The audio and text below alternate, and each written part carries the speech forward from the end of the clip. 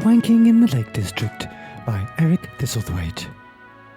Wank 11, Appleby and Bardsley-On-The-Rye. It's a lovely day, and as I step off the number 9 from Charlie, I can hear the chaffinches twittering in the hemlocks. There's barely a cloud in the sky, except a wispy sliver of cumulonimbus directly overhead. It looks like a dwarf licking a pony. Our wank today begins at the historic market town of Appleby. Appleby is a pleasant 30-minute tractor ride up the road from Grimley Spike, where, regular readers will recall, I had an unfortunate incident with a weed whacker and a shrew. Please note, the tall grass section in Wank 47 Grimley to Bath has been removed from the latest edition. 150 years ago, Appleby was a bustling market town, famous for its wool, its spinach and its one-way streets. Villagers travel from miles around by horse and cart, to peruse the plethora of stalls and barter for their wares. Today all that's left is a pound stretcher and a boarded-up Help the Aged, and a little mini-mart next to the phone box that's been converted into a toilet. And it's at this mini-mart where we begin our wank. I clanged the bell and waved to the stout, sulky teenager slumped over the counter. She's chewing gum and playing with her phone, multitasking at its best. "Morning," I say, with a tip of the cap. "Uh-huh," she replies without looking up. I grab a basket. Appleby to Bardsley-On-The-Rye is a 3-wank hike, so I'll need to plan accordingly. I pick out an assortment of granolas, a Gatorade to replenish those electrolytes, and, of course, a pack of tissues. I am packing Andrex Extra Ply for this wank. It doesn't chafe, and its extra absorbency will come in handy for those rocky spots where a little extra mopping up is required. Long-time readers may recall that sticky patch during Wank 27, Pembroke to Milligan Marsh. I was waxing my candle in a cave by the Blessed Mary of Milligan Catholic Church when everything got a little out of hand. Literally. In my urge to rise again before the local choir spilled out into the street, I choked the chalice a little too hard and, sorry St. Peter, breached the pearly gates. The Holy Spirit was everywhere. The candles, the flowers, the hay. I realised as I dodged the errant ointment that my choke point was not a cave at all, but a grotto. And those shadows were not boulders, but only the baby Jesus and his mam, and that bloke pretending to be the father. When I pulled out my Scotties, I found I was down to my last wad, and it was single ply. Well, this had been a 6-wank hike, and as this was the last pull on my peg, I were all mopped out. I remember peering up at the Blessed Virgin and praying for salvation when, hallelujah, I spied a sheath of cotton wool snow tucked underneath the manger. Well, I don't remember it snowing in Bethlehem 2,000 years ago, but it was Christmas, so there might have been a few flakes. Anyhow, I grabbed a fistful of cotton and set it about washing away my sins. Well, mopping it away more like. By the time I'd finished, I noticed that some of the candles seemed to have a little extra wax in their cups, but there was nothing to be done about that. The bells had started pealing, and the choir was spilling out of the antechamber. After hitching up my cassock and hopping aboard the number 9 to Charlie and home, I looked out the back window just in time to see the head chorister kissing the feet of the Virgin and lighting up a candle. I hope her prayers made it to heaven. The flame certainly did. I strolled past the cheap booze shelf, trying my best to block out the sumptuous liquid logos luring me under their spell. Tennant Super, Special Brew, Bud Light. Well, not so much that one. It's been 5 years since I touched a drop. Well, 5 years if you exclude that accidental overdose during Wank 59 Windley Arms to the White Swan. There were a lot of pubs on that route, and nowhere to duck and jive, so a few poppins were required. I am of the ilk that believes it's rude to avail yourself of a private facility without supporting a local establishment. As a result, I consumed 4 pilsners, 2 whiskies and a lager top during what was a 6-wank adventure before spending the night in a skip behind a drunken duck. I have since retired this wank from my collection. I pay the shop clerk who manages to take my cash and operate the register without looking up, squish the supplies into my backpack and head for the door. As I clang out, I catch a quick glimpse of the latest razzle poking up from the top shelf. Rosie McGee's smiling out at me from the cover. Hi, Rosie. Rosie's a local lass. She can often be found at the Whip and Whistle for Wednesday night karaoke. I've heard she has a voice like a banshee. I once met Rosie at a book signing for my Wanking Abroad trilogy, upskirting in the Adirondacks. She's a huge fan. After signing the book, I complimented her on her polar quilt barber. It was an elm coat and it went very well with her Burberry scarf and smart wool balaclava. Well, she's not wearing a balaclava today. Oh no. Rosie is leaning across the kitchen counter clad only in a chef's apron. And what is she doing with that whisk? I stroll into Appleby High Street and jog briskly away from the panhandlers gathered outside the Spudger Lake. I'm light on my feet for a fat man, and it takes me just a few short blocks to evade their zombie-like clutches. Spare some change, they wail, as they pull at the pleats of my pinwheels. Not bloody likely. I remember sparing these buggers some change a few years back when I first blazed this wank. I tossed them a quid and told them to bugger off, but they begged me for more. Give us another 20p, they said. Well, that's a very specific amount, I thought, until I saw the sign in the local off-licence. Tenant Super, 2 for £1.20. I wasn't off the sauce back then. I never did find a publisher for that first edition. I catch my breath next to a burnt-out Datsun by the abandoned paper mill. The paper mill may have mulched its last eucalyptus, but at least it's found a new lease on life. Judging by the smell of the incense, the makeshift druid circle and the Joni Mitchell music blaring out from behind the crumbling silo, I'd say the local hippies have found a new home. I stroll through the ginnel behind Haggerty Lane, careful to avoid the wide assortment of dog shit scattered about the asphalt. I once memorised an entire edition of Animal Scat 2000 as preparation for my A623 anthology, Peepholing in the Peak District. Rottweiler there, Staffordshire Terrier that one, and oh, that looks like a Labradoodle. There's no pit bull poop, which is a relief. I've only just had the stitches removed after that incident behind the puppy mill during Wank 35 Jeswick to Jacob's Ladder. With my backpack brimming with trail mix and my quilted cotton triple ply close at hand, I am energised and ready to wank. Thoughts of Rosie are still rolling through my mind as I mount the rickety stile off the Otley Road. As I vault the gate, I accidentally snag my fly on top of the fence. The plank is smooth and well worn, and as I sit astride, feeling the lining of my rib velvet corduroy rubbing against my thigh, I'm struck by an image of Rosie whisking up a bowl of clotted cream. Oh, thank God it's only a couple of miles to the first beating point. As you trace the path round the edge of Farmer Thackett's farm, be sure to stay close to the fence. Farmer Thackett has a habit of setting the dogs on anyone who veers too far into his barley, and boy, both teeth can smart. Please note, the rear stop in the middle of Farmer Thackett's field has been removed from the latest edition. As you hug the rail and scurry to the end of the path, take a quick look over your shoulder. That's right. Those are the Brimley beacons in the distance. The unmistakable giant spheres rise majestically from the flat earth like a pair of hairy melons in a grocer's shop. Their smooth curves are broken only by the pointy canes reaching for the sky at the infamous double summit.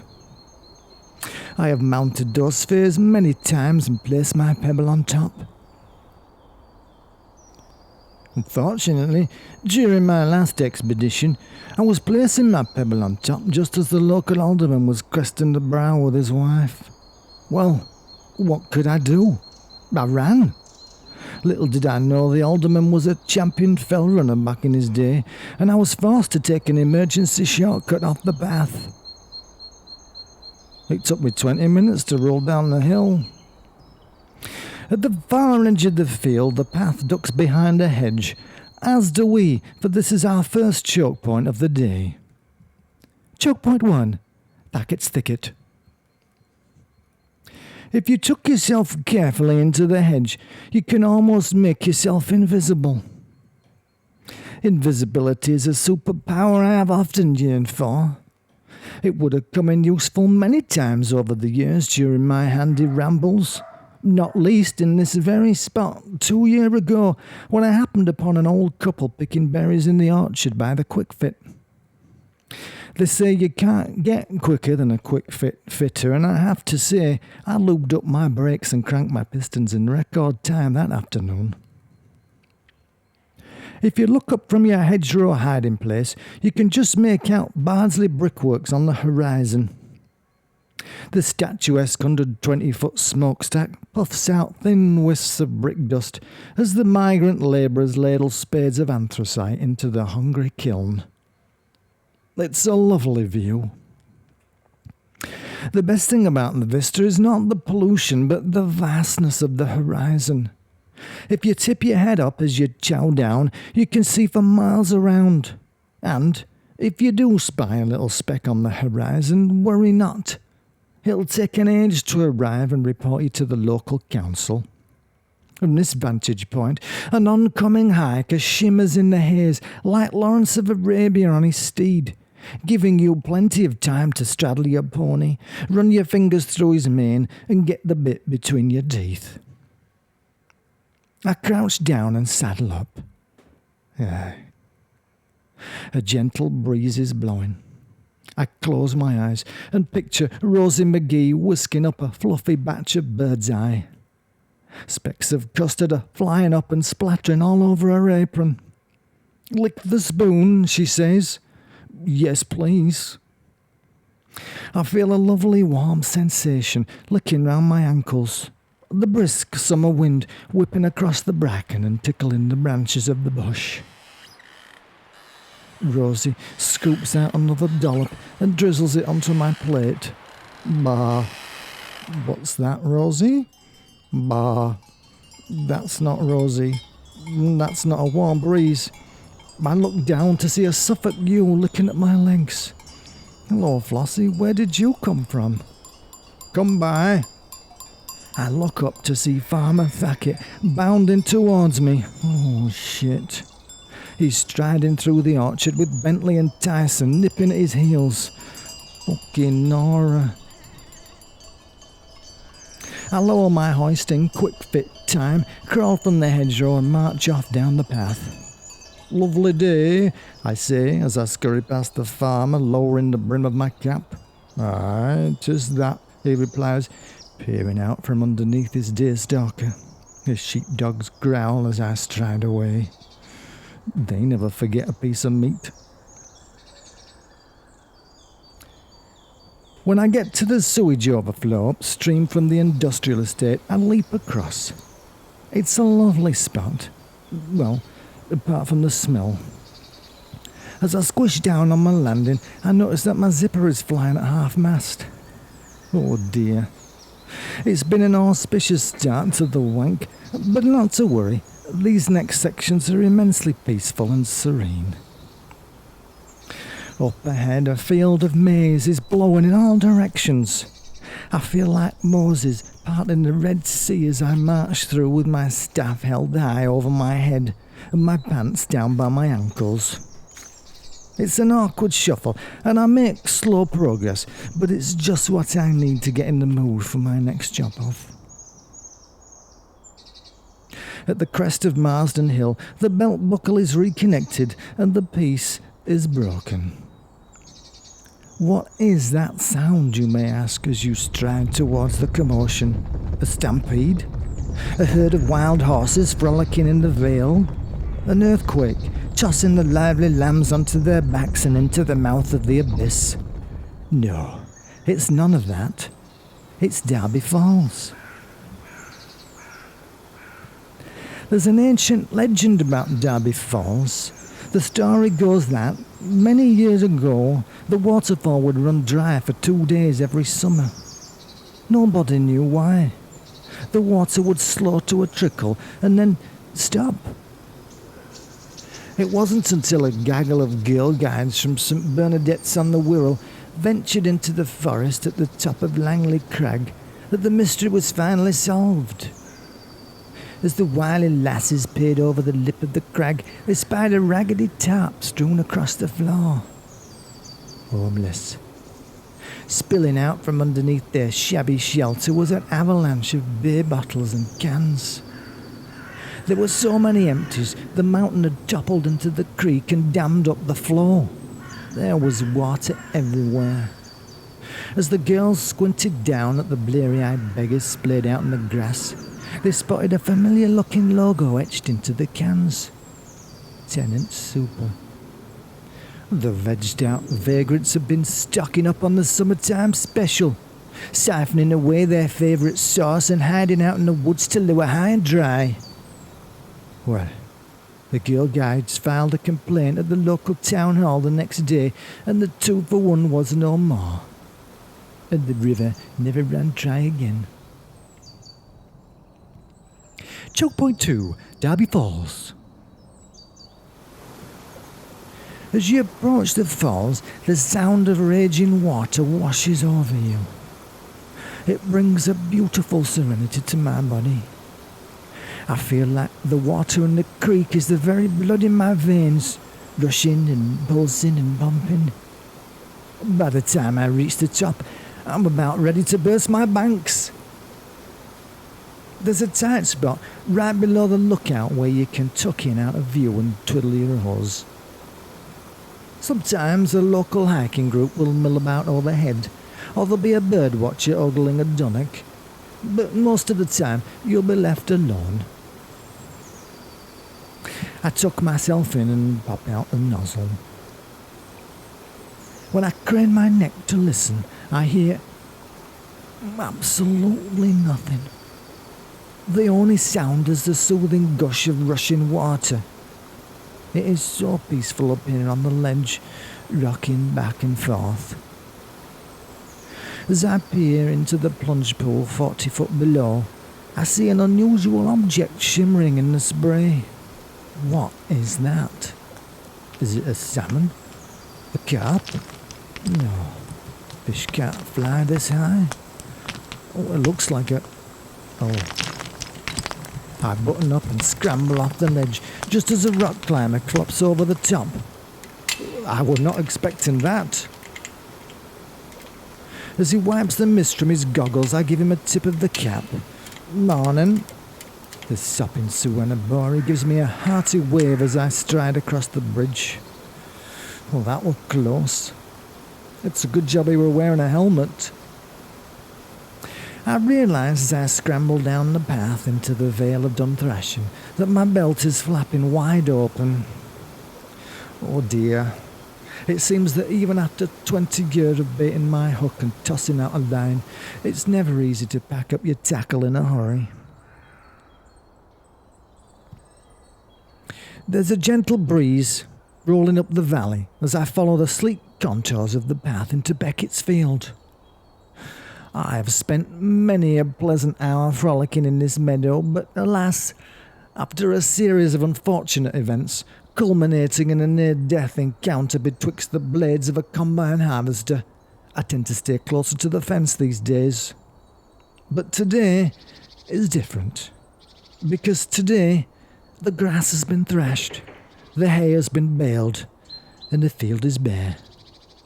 And those rustic nuggets lying higgledy-piggledy about the meadow call to me with their winking eyes.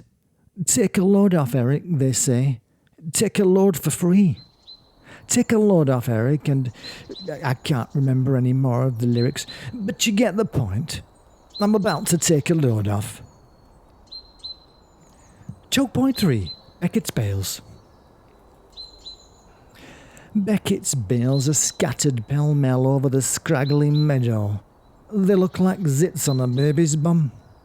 Just 2 weeks ago, the tall grass fluttered like the flowing mane of a rugged steed. But now, after the chop-off, the land is blotchy and bald. It looks like the noggin of Mahatma Gandhi after an anaphylactic reaction to a spicy vindaloo. If Alfie Beckett hadn't gone all electric, I'd have been here 2 weeks ago baling my hay. But when that giant, silent thrasher scythed towards me while I was twiddling my spindle, I knew my reaping days were done. The bales are tightly wound like a Swiss roll. The psychedelic swirls remind me of a seaside lollipop that never gets any smaller no matter how much you lick it. I walk over to the bluff and take a gander at a dishevelled-looking coil perched on the lip of the hill. Crikey, they'll never sell this one in the shop.